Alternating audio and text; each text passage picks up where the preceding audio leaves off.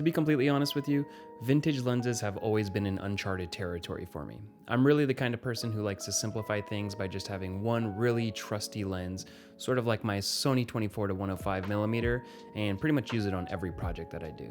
But I've also seen how the market for vintage lenses has exploded over the internet over the last couple of years. Obviously much longer than that, but specifically with YouTube, you see things like the Leica Rs or rehoused lenses by Iron Glass being used by modern filmmakers. And there's something about the characteristic of an old vintage lens paired with a modern cinema camera that really gives you sort of an appealing image. And for good reason too.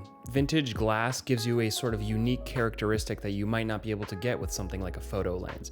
You get interesting bokeh, you get sort of a softness or a vignetting around the edges, and overall you end up with an image that might help you stand out from all of the other modern filmmakers on, say, YouTube. And this leads us to the Helios 442, which is probably the most talked about, most entry-level vintage lens that you can find on the market today.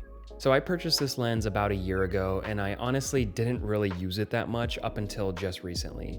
It kind of sat around in my closet for a while until I decided that I wanted to make this video and also just put it through the ringer and test it out.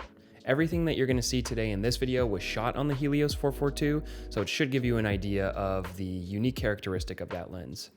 Now I find this lens pretty interesting. It's definitely not the most professional, reliable, or sharp lens out there on the market. And if you want something that will give you sort of a unique characteristic or a more artsy feel to your images, then I definitely suggest giving this lens a try.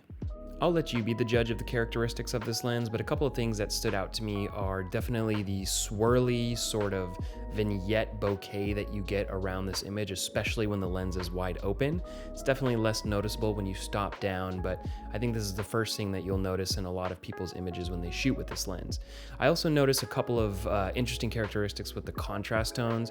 You sometimes get a very washed out looking image, meaning your shadows and your black areas are a lot more lifted than, say, with like a Sony photo lens. But overall, I think that's kind of what makes this lens interesting, is that you're not getting that same image.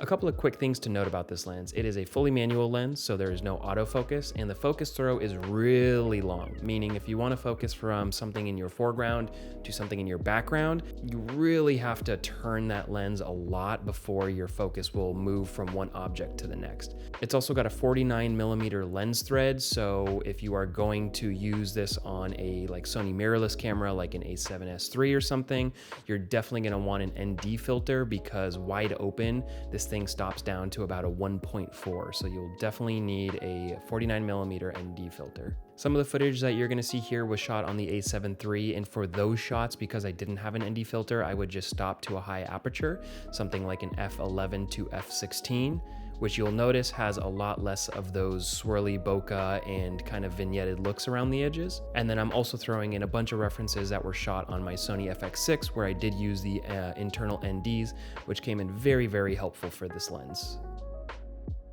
Now, my final thoughts about this, I think it's a really fantastic lens. For being $100 to $150, it's really worth picking up just to mess around with. I don't think I would use it on a professional shoot or anything like that, mostly because there's a couple of things that I don't find to be really reliable. Notably, the flaring seems to be kind of an issue. If you point this at the light, you get a really, really washed out image, and the flaring can be kind of distracting. So for a more professional, high-paid client or something like that, this might not be the lens for you.